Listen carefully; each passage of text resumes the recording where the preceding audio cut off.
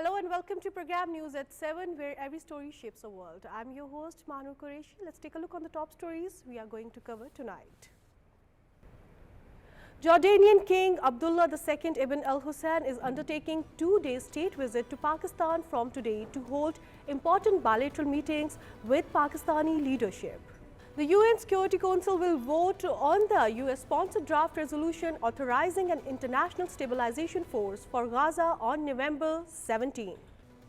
The Foreign Office of Pakistan made it clear that no meaningful trade or economic engagement with Afghanistan can take place as long as the Afghan Taliban regime continue to harbor and support terrorist groups targeting Pakistan. Those were the top stories we are going to discuss, and we'll start with the Jordanian king visit to Pakistan, as Jordan was the fifth country in the world to formally recognize Pakistan and establishing diplomatic relations in August 1948. And today around 16,000 Pakistani nationals live in Jordan. Bilateral trade between Pakistan and Jordan stood at almost at US $46.58 million in 2023, and King Abdullah II of Jordan is currently on two-day state visit to Pakistan, where he'll meet the president and the prime minister to discuss about the full range of bilateral relationships, including political, economic and cultural cooperations. And in today's program, we'll try to decode the economic and diplomatic implications of it. For that, we are joined by Dr. Jameel Ahmed. He's the former ambassador. Welcome to the show, Dr. Jameel. Dr. Jameel, I'll start that. What do you think about the top priorities for Pakistan and Jordan during the King Abdullah II's visit to Pakistan, where he'll discuss about the full range of bilateral relations between the two states? No, that's right. We definitely would expect and the higher trajectory of our bilateral relation, which is always have been very a good relation which we've been maintaining with Jordan. And Jordan and Pakistan had a relation of the kind where Pakistan had even sent its troops in Jordan while the Jordan was facing difficulties with the non-state actors and some of the terrorist activities of of that time. So our troops was stationed there, and our troops had really helped them a lot. And that Jordanian people, they remember it still very well. And Jordan is one of those countries where Pakistan and Pakistanis are very much respected in that. And this very visit of King of Jordan, the second, first that he's a very respected head of state, the king, and around the world, a wonderful orator. It's treat to listen to him whenever he talks and whenever he delivers any speech. And secondly is any high-profile visit, and more importantly, of those countries' head of state or head of government, with which we have a better and a solid bilateral relation, it really adds value to our foreign policy. It adds value to our foreign projection and adds value to our profile. And this visit also is one in the same direction. And then obviously once the two leaders they meet, in this case the Prime Minister and the President of Pakistan would be having a comprehensive meeting, and it's quite understandable during these meetings, prior to that and afterward, they would have some bilateral MOUs or perhaps the agreements also. Jordan has been facing problem because of Palestine, and Jordan has been still hosting about 2 million refugees from Palestine. Jordan is always very concerned about the stability and of its own country and around the region. And in that context, this visit, I would say, and I would very safely assume that would also cover some of the regional issues, such as the Gaza peace plan and such as the future of Palestinians and the Gazans in this respect. Jordan is the one which has already signed in 1994. It had signed peace treaty with Israel. And you know why I'm just mentioning about Israel at this time is Israel is in focus because Israel very reluctantly has accepted this Gaza peace plan. The Jordan, since it's an affected country and it's neighboring country, and they already have some water disputes, some other dispute with Israel. So in that context, Pakistan has emerged in this region, and more importantly, in the context of Gaza, is one of the important countries. And why I'm saying so, that Pakistan, and I've been saying it in on your programs, in several programs, that Pakistan should send its forces to Gaza, because Pakistan is one of those countries which is respected and which is relied upon by the entire OIC countries. And now Pakistan has also attained its better profile in around the world. So from that standpoint, Pakistan uh, matters for for the King of Jordan and the countries around that, because Pakistan is facilitating. Pakistan is becoming a country to be reckoned with in the stabilization of that region.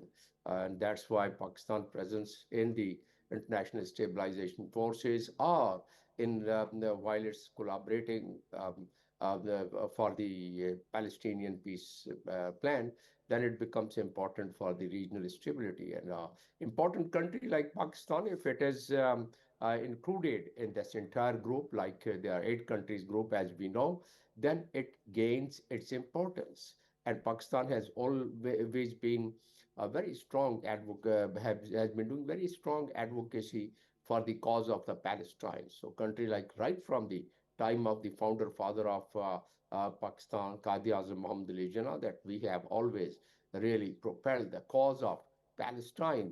And if Pakistan is there, at least Pakistan would ensure that whatever is decided, and whatever is in the interest of the Palestinians, the Pakistan would attribute its contribution in that. So again, the King of Jordan is visit, both on the bilateral discussion, and at the same time, once these leaders would meet, they would, in my what experience I have, and on such occasions, they also discuss other issues surrounding and surmounting the 2 countries. And indeed, the Palestinian problem is one in that direction. I guess in all, this visit, and particularly at this juncture of time, when the Security Council is all set to have a final call and final meeting of it and decide about the deployment of the peace troops or the ISF. So in that context, I think once the 2 leaders meet, they would discuss that. But at the same time, the bilateral trade, which I would say is not up to the mark, because our trade could have really attained much higher trajectory, because the kind of relations we have with Jordanians or with Jordan, and right from the very beginning, it definitely needs that the trade should enhance further. Just having about this few million dollars trade, I think during this visit, perhaps they are going to really come up with those decisions which would increase the trade. This 11.55 million people, and their per capita income is much higher than us, 4,500 US dollars, and their foreign exchange is also reserve is much higher than us. Their literacy rate is 95.5%. So from all these indicators, if we draw some conclusion, we can very conveniently make out that the we do have our bilateral trade with them, but then, as I said, that it's much below the expected this target than what we could have really attained. So this meeting again is going to have some effect on it. And trade and economy, just about as what you mentioned, around 53 or 54 million dollars is really not, I would say, up to the mark. And we expect that. And then the kind of goodwill which is created and such meetings. And as I said, Jordan, it has its own profile around the world. And that way, the King of Jordan who is a personality and whose conduct at the multilateral forum has always been recognized and has always been seen with a lot of respects and is given a lot of significance wherever he goes. So I guess Pakistan and Pakistani people should feel quite satisfied that we started having the foreign dignitaries, head of state and head of government,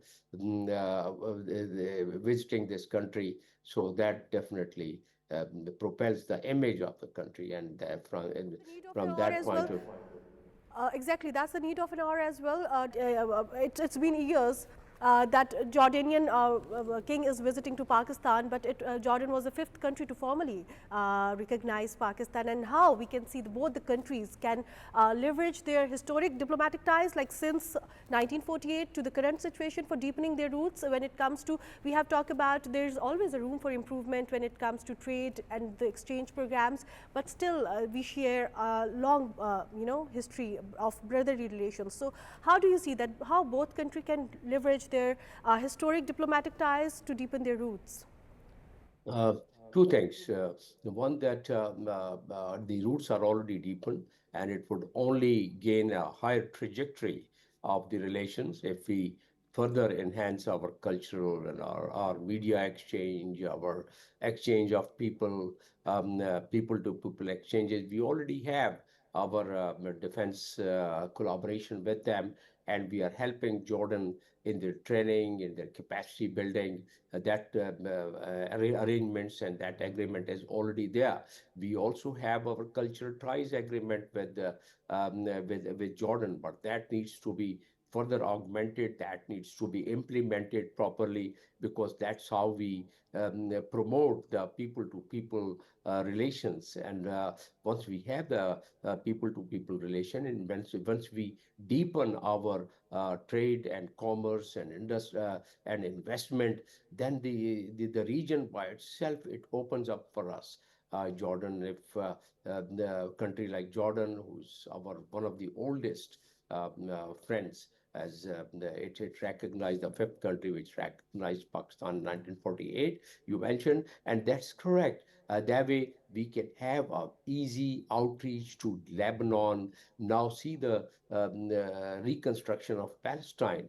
Pakistan is the one which is already now being deployed there, but only deployment doesn't suffice. We should help the Palestinian brothers and sisters in reconstruction, and Pakistan Corps of Engineers, FWO, or other organizations in Pakistan, NLC, they could really join their hands and start putting up their system of quick. Pakistan has been involved in developing a fifth wonder of the world, and that is Karakoram Highway. And it's our Frontier Works Organization, Pakistan Corps of Engineers, Pakistan Corps of Engineers, and Pakistan Army.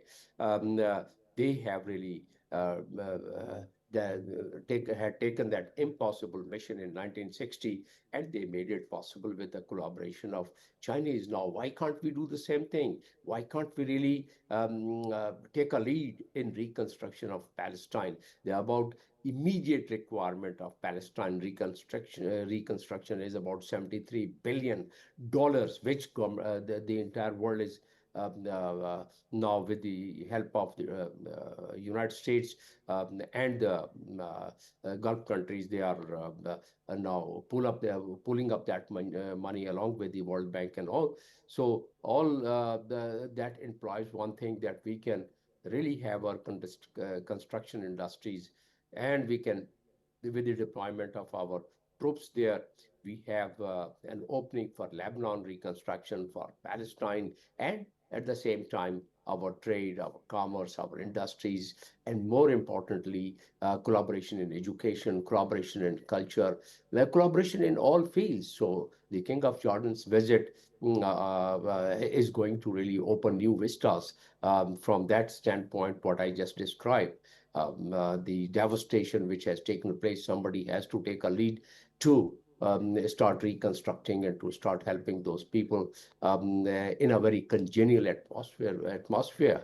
Obviously, Pakistan, once it does their reconstruction development, Pakistan would really take care of all their needs, and they would do it in a very friendly and brotherly manner. They would have that pain in their heart to see that their brothers and sisters in Palestine are able to get the relief as early as possible, not in a very structured and formal way where it takes much more time.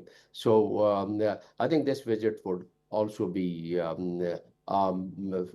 facilitation in that direction of the geopolitical situation, which could also help people living in those areas, both Lebanon as well as Palestine.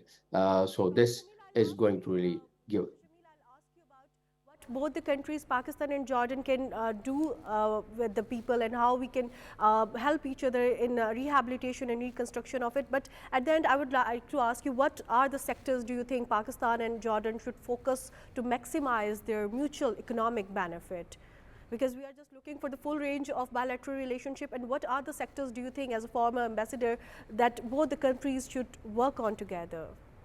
Basically, the point which is identified is that Jordan definitely needs improvement in textile. Jordan definitely needs improvement in construction industry. Jordan definitely needs in their river mechanism, which Pakistan has a very robust one, and they have their issue with Israel also, and conservation of water. And Pakistan in cultural strength with the Gulf countries, and Pakistan's defense agreement, what they already have, they would probably need to really enhance it further, and not only training but the mutual exercises, mutual military exercises, because our troops would already be stationed there. So Pakistan can always enhance that and spread its tentacles in the remaining countries, because we've been previously collaborating, and why can't we collaborate now and enhance it further so that it becomes complementary efforts to our Gaza deployment, and the Gaza deployment becomes a supplementary efforts to the other countries where we intend our improving, like Jordan, improving our relations in all these fields. So yes, definitely we need to focus on that. And these visits are quite cardinal in tapping those opportunities, and not only tapping those opportunities, creating a long-term our goodwill and brotherly relations as we have with the Gulf countries, and we are trying to further cement that. The area like the country like Lebanon and Palestine, we've been really quite vocal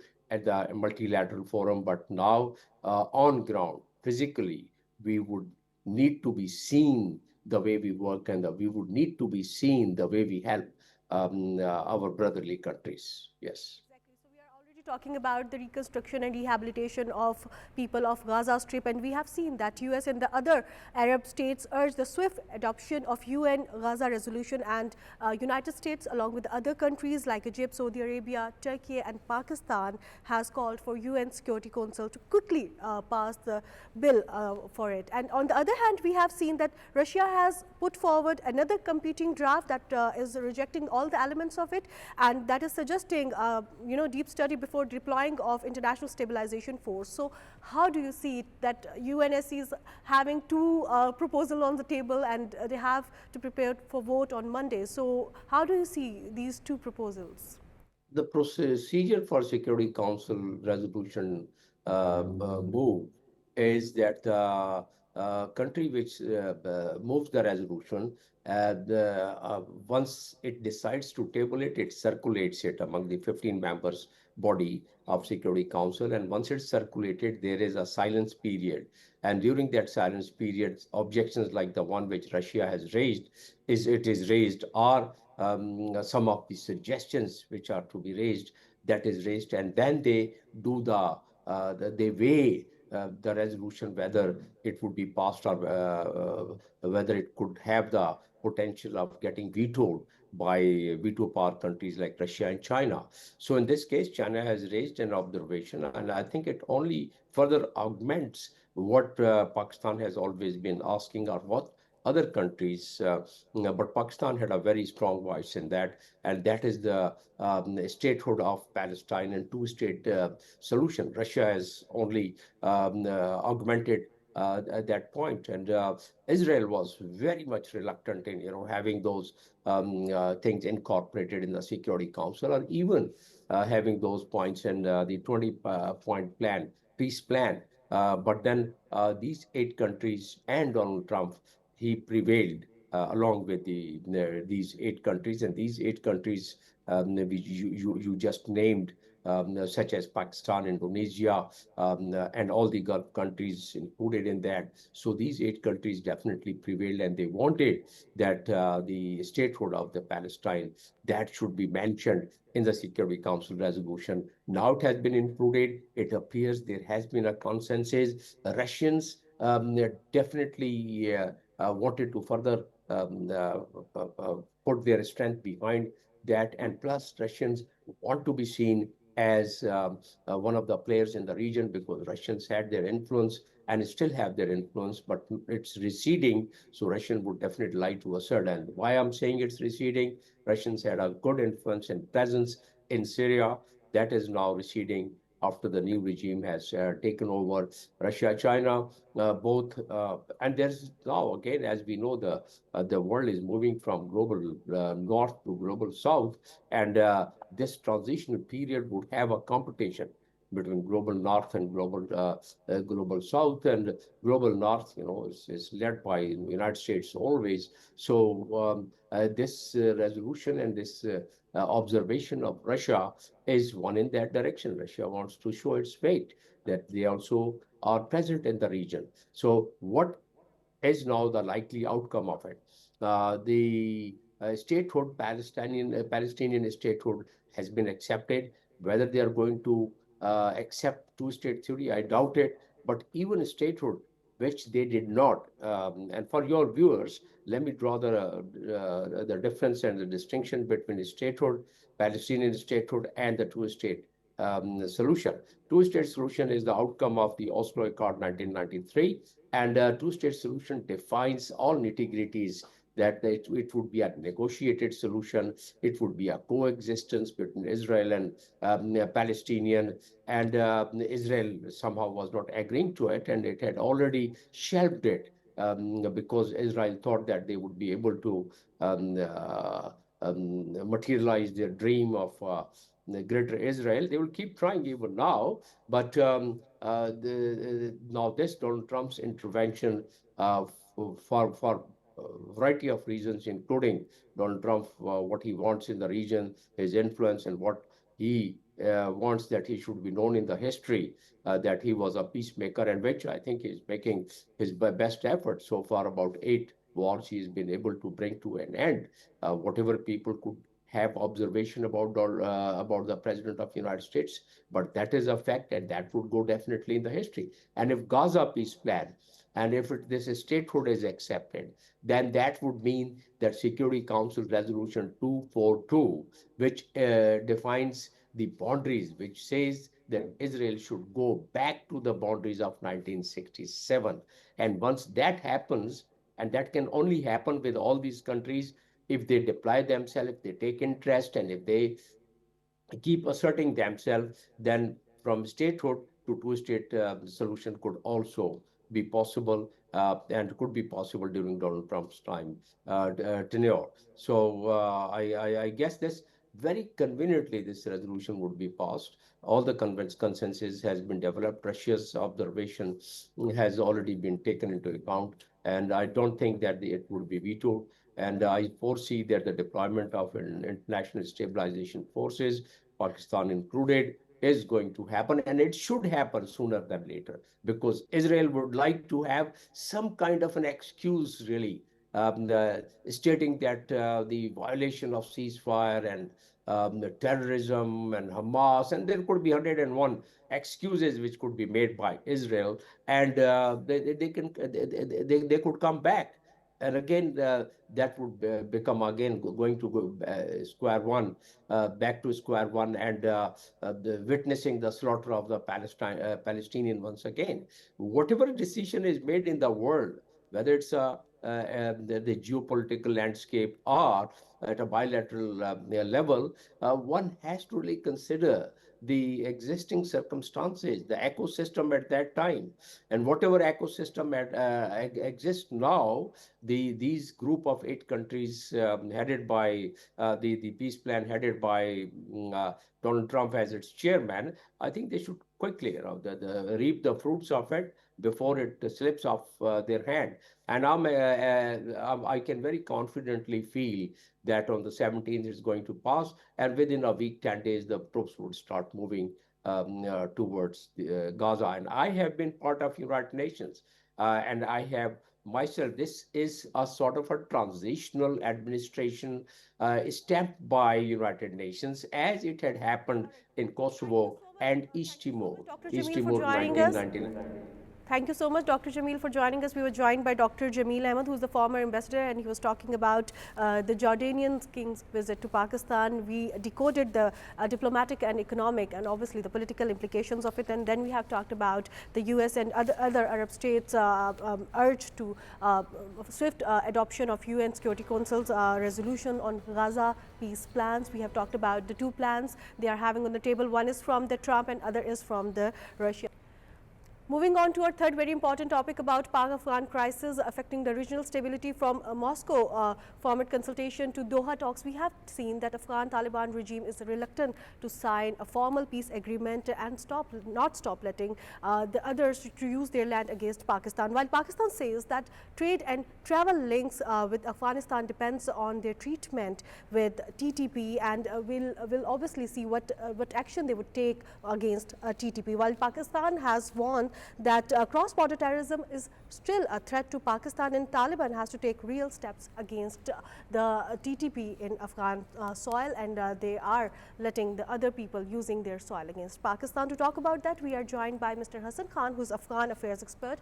Mr. Hassan, welcome to the show. We'll start with what are the concerns of Pakistan, and especially they are under consideration from Moscow format consultation to Doha talks, and up till now we are discussing about that. What Pakistan is demanding from Afghanistan, and why they are so reluctant to agree on it? Thank you very much. Look, I think Pakistan has unequivocally expressed its demand from the Taliban regime, and Pakistan has suffered, I think, a lot for the last 4 years since Taliban took over power in Kabul. That attacks, terrorist attack on the Pakistani forces, strategic assets, and even civilian have been phenomenally increased. And Pakistan was repeatedly asking the Afghan Taliban, even offering a number of concessions on trade and other issues, asking them to stop it. And even Pakistan has also, I think, offered the Afghan Taliban that Pakistan is ready to bear the expenses if they move all these what they call Pakistani Taliban away from the border areas along Pakistan. But unfortunately, Afghan Taliban position, they stuck to their position. Initially, they were refusing to accept that TTP or the other terrorist network are using the Afghan soil against Pakistan. But lately, they have realized that any further, it was too difficult for them to convince the world that these terrorist outfits are not operating from Afghanistan. As you mentioned, the Moscow format, the quadrilateral contact group meeting on the sideline of the Moscow format, and even during the General Assembly session in New York, the Pakistan, China, Russia, and Iran, they jointly expressed their concerns that Afghan soil is being used by various terror outfits. attacks. But unfortunately, Afghan Talibans are not accepting it. Lately, Pakistan resorted to a new policy, and the policy was a zero tolerance for the terrorist attacks inside Pakistan. And Pakistan's informed the Afghan Taliban regime, that if there is an attack on the Pakistani interest, and we are convinced that these attacks happen from across the border, so Pakistan will not take a moment and will head back the areas where these attacks have been orchestrated. So, you know, Pakistan have targeted two times their hideouts in Paktika, once in Kabul, which have, I think, led to a warlike situation between the two countries. Pakistan position even today is very clear, though the day before yesterday, you might have seen that the Deputy Prime Minister, Mullah Abdul Ghani Baradar, he announced suspension of all kinds of trade, whether it is bilateral trade or whether it is the transit trade with Pakistan. But Pakistan say that's not our concerns. If you do business, okay. If you don't do business, okay. Our demand is until and unless you cooperate with Pakistan on these on the TTP or the other terrorist networks which are using Afghan soil. Till that time, Pakistan is not ready to do business with the Afghan government, and Pakistan is not ready to offer any other concessions, even the transit trade concessions, if they are not cooperating with Pakistan. So Pakistan's sole demand is, there is no other demand from Pakistan. Sole demand is stop these terrorists or these various networks using the Afghan soil, deny them a permissive environment inside Kabul, inside Afghanistan. So that's the Pakistan's only demand. Unfortunately, Afghan Taliban are not ready. So far, they are reluctant. They are buying time. They are engaging Pakistan in talks. They are engaging other countries and trying to convince Pakistan that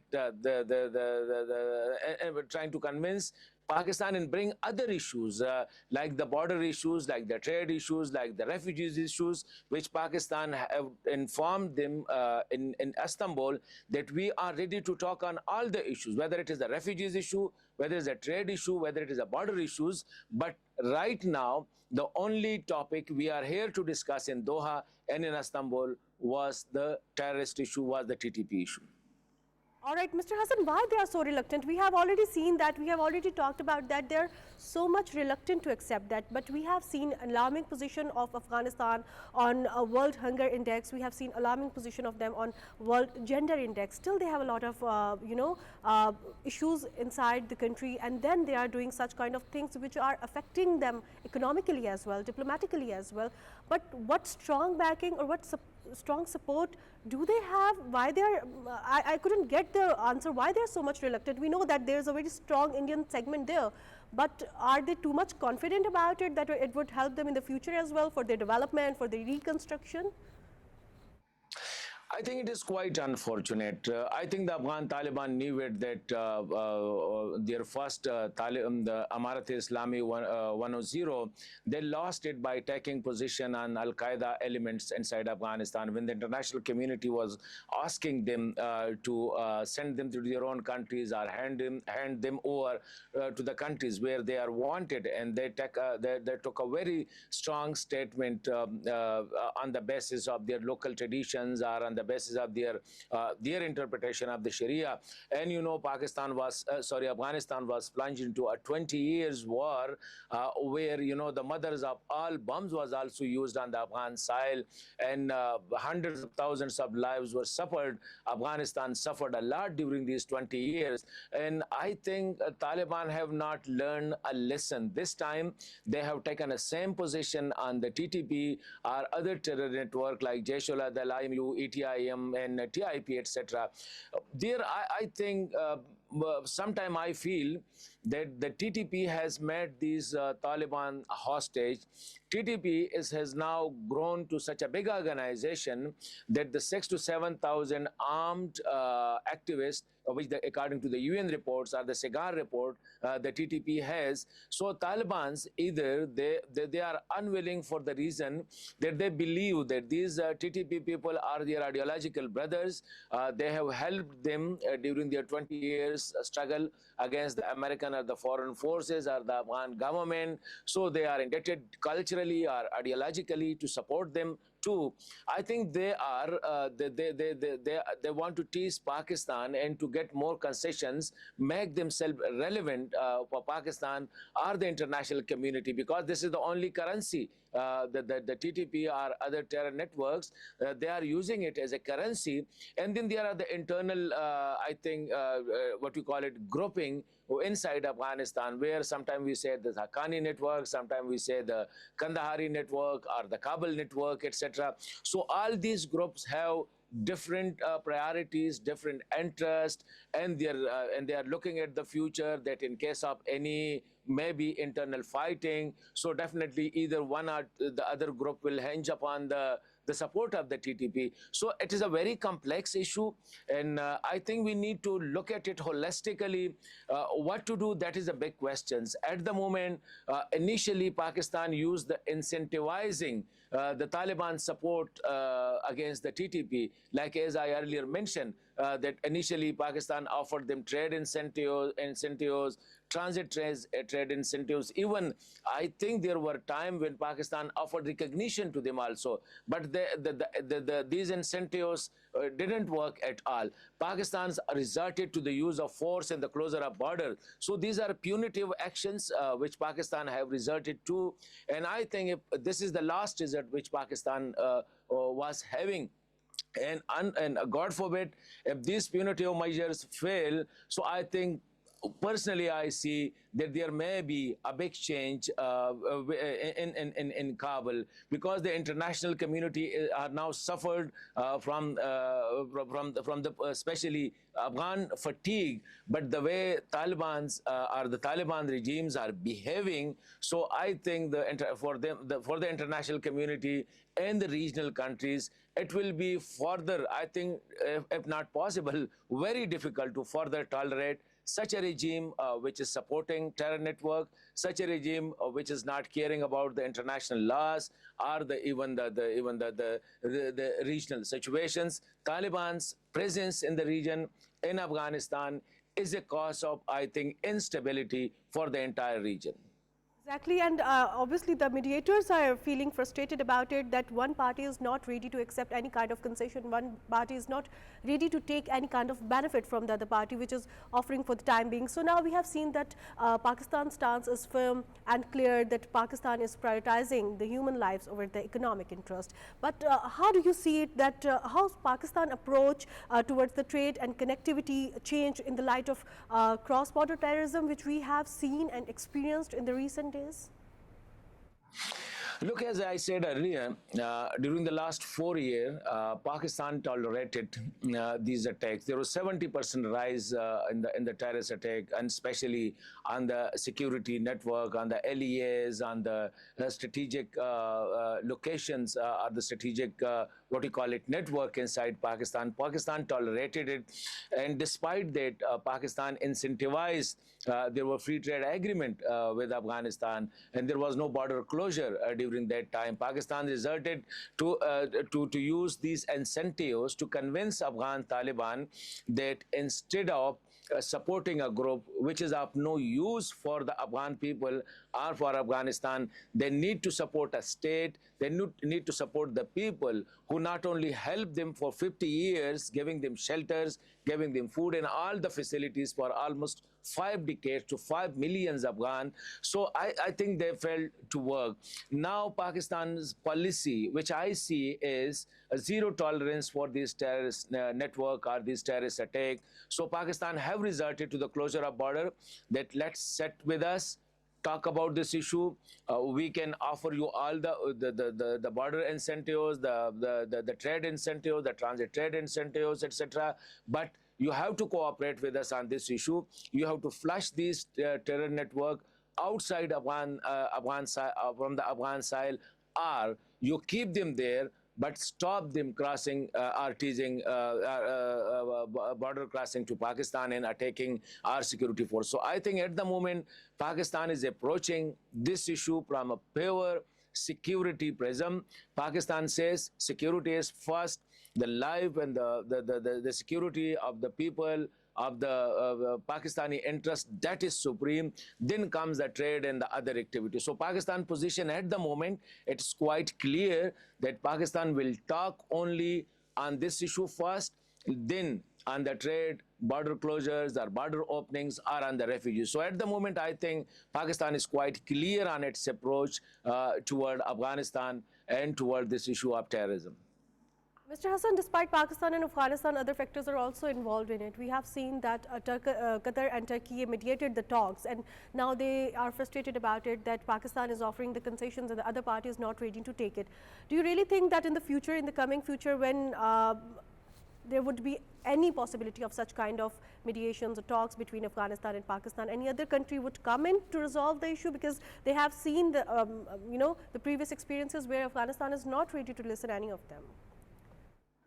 Look, I think personally, I was against this mediation of two countries, especially Qatar and Turkey, because one, it gave time to Afghan Taliban, and two, they are using this these platforms or these frameworks against Pakistan, and they are, as I earlier said, they are just buying time. Even in case, I'm of the view, even in case there was an agreement where the Taliban agreed to take action against the TTP, that would have not worked at all. Look at the last Istanbul meeting when a Pakistani delegation was upgraded to the general level, NSA level, and and from the Afghan side there was a chief of the GDI, General Directorate of Intelligence. When they were leaving for Istanbul and their meeting with the Taliban Supreme Leader Mullah Hibatullah, from that day I said that the instructions given to them was, don't sign an agreement, one, if you say you can't fulfill it. So already everybody was convinced that taking action against the TTP cannot, I think it is not, they not have the will, nor have the capacity to do it. So, and the second was, don't take dictation from Pakistan. So from the beginning, their approach was negative to these talks. And personally, I believe that the role of one of the mediator was Pakistan should have known it, that country, which is, we believe, would honestly mediate between Pakistan and Afghanistan, was the open supporter of the Taliban regime. That country has a history of supporting non-state actors in the Middle East. That country is the only country, I think, at the moment who are using Afghanistan, working as a corridor for Afghanistan, for the Western countries and for the American countries. So the survival of Taliban, the prolongation of a Taliban regime is a paramount interest for them. So I think, and personally, I believe that further talks to Taliban under the umbrella of certain mediators or certain countries, I think Pakistan need to avoid it, because one, we have raised the stature of a group of fighters, of a militia, to a state level. Talibans are not accepted by any country. Even the UN is not recognizing the arrangement currently they have inside Kabul. So Pakistan is a nuclear country. As a responsible country of the international community, Pakistan sat with them for 3 times under the, I think, along with the facilitators or the mediators. So what it done, international headlines were, and even the media of even the state media of one of the mediator was propagating the Taliban and narratives very openly. That media house was giving more time, 70 to 80% time to the Taliban narrative, hardly 20% time to the Pakistani narrative. So I think the Pakistani interlocutors should have seen that, and the Pakistani, policy managers should have, I think, thought from well before that what will be the role of these mediators, especially the one who was openly supporting the Taliban regime. So personally, I believe Pakistan need to stop this mediatory talks with Taliban. Pakistan can have its own arrangement with them. If Taliban are willing to talk, they should come to Islamabad. Either our officials can go to Kabul. This is an issue, and I think Pakistan need to result definitely, as I said, the soft power have been already used, like the incentivizing trades and other issues. Now Pakistan have resorted to use of power. Pakistan need to keep it intact, and if the Taliban are willing to talk, they need to come to Islamabad, or they can invite us to Kabul. And that's the important thing as well, because we have to defend and we have to secure our borders as well. We have to secure our people as well. And Pakistan has clearly mentioned its stance that will support and will obviously work to prioritize the human lives or any kind of things. So let's talk about the economic implications of it first, and then we'll talk about the regional implications. What do you think that? What are the broader regional implications if trade remain the conditional on counterterrorism efforts, and if trade remain obviously, we have already mentioned that trade and travel links with Afghanistan depends on their action against the TTP. So, what would be the economic implication if it would go on? Initially, I think for Afghanistan, it will be too difficult to find other ways, other routes, because the previous regime of Dr. Ashraf Ghani, who were in much better position to negotiate with the international community. At that time, the US was there, NATO was there, the EU was there inside Afghanistan under ISAF umbrella, and it was I think the dream of Dr. Ashraf Ghani when he was the president to find alternate routes for trade and transit thing. You know, the only option they have at the moment is Iran, or it is Karachi, Pakistan.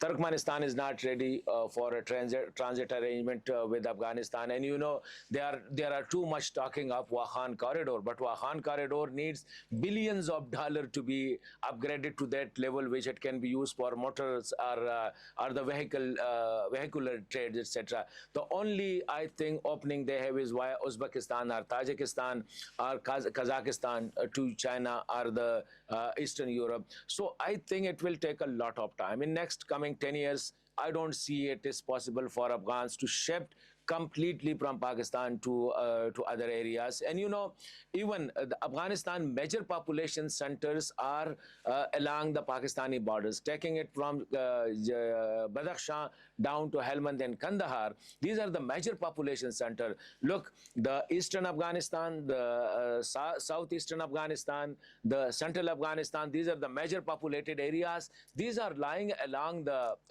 Pakistani borders, and then doing trade on the Pakistani side, I think it was done through centuries. So Afghan traders, Afghan drivers, and Afghans and Pakistanis, I think it was too easy for them. How do you feel that the impact of Pak-Afghan crisis on the relationship of India and Pakistan if cross-border terrorism continues from Afghan soils?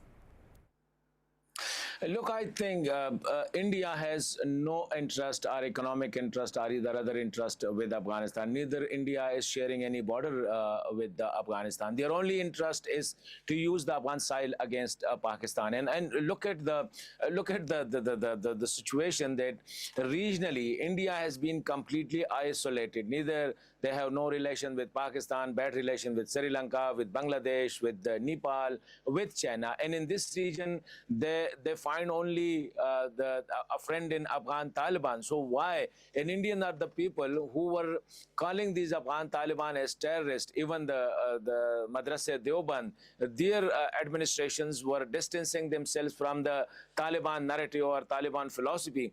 Why suddenly Taliban become their good friends? The only reason is that they see that currently the relationship between Pakistan and Kabul have been deteriorated, and they see a space, and they are now exploiting that space. They just jump into Kabul, and at the moment, their support for Afghan Taliban, I think Afghan Taliban need to understand one thing.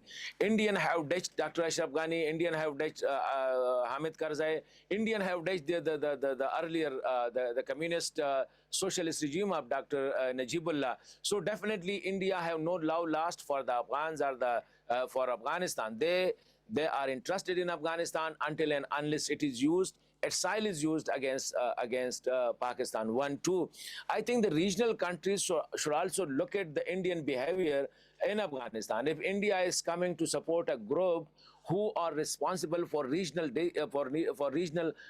instability and even for a larger international instability. So I think the regional countries should also take note of the Indian involvement or Indian using the Afghan soil against one of the responsible regional country like Pakistan. So I see India's involvement in Afghanistan will further destabilize the region, will further embolden the Taliban regime to keep these terrorist networks and attacks on their soil. And definitely, I think the Indian diaspora or the Indian media is on a digital playground. India is, I think, the Afghan propaganda against Pakistan. It is augmented, or it is hugely supported by the Indian intelligentsia or the Indian diaspora at the moment. So I see that India is a destabilizing factor, and if it was not checkmated, if it was not stopped, and as I said, it's not only Pakistan's responsibility, it is the responsibility of the other neighbors of Afghan also to stop it. Otherwise, I think it will be too dangerous for the region, and I see the region will be further destabilized. Important for the Afghan Taliban regime and the regional actors to understand the importance of it, that what Afghan Taliban regime is doing within their own country and what they are doing outside the country, especially in Pakistan. Thank you so much, Mr. Hassan Khan, for joining us tonight. We were joined by Mr. Hassan Khan, who's Afghan affairs expert, and he was talking about Pak-Afghan crisis, and we were having, 10th yet having a week, and we discussed top 3 stories from the week, where we were discussing about the Pak-Afghan crisis, and we have seen that stance of Pakistan is clear and firm, that we won't let anyone use their land against us, and we know how to secure our borders and how to secure our people, and that's how we are prioritizing the human lives over economic benefits. And then we have discussed about the adoption of UN Gaza resolution, where UNSC is having 2 plans on the table. One is from President Trump, and the other one is from Russia, and they are all set to sign on Monday. And then we have discussed about Jordanian king's visit to Pakistan, and obviously we have talked about the bilateral relationships. We decoded about the political and diplomatic implications of it. So that's it from today's show. That's your host Mahnur Qureshi signing out. Keep watching News at 7.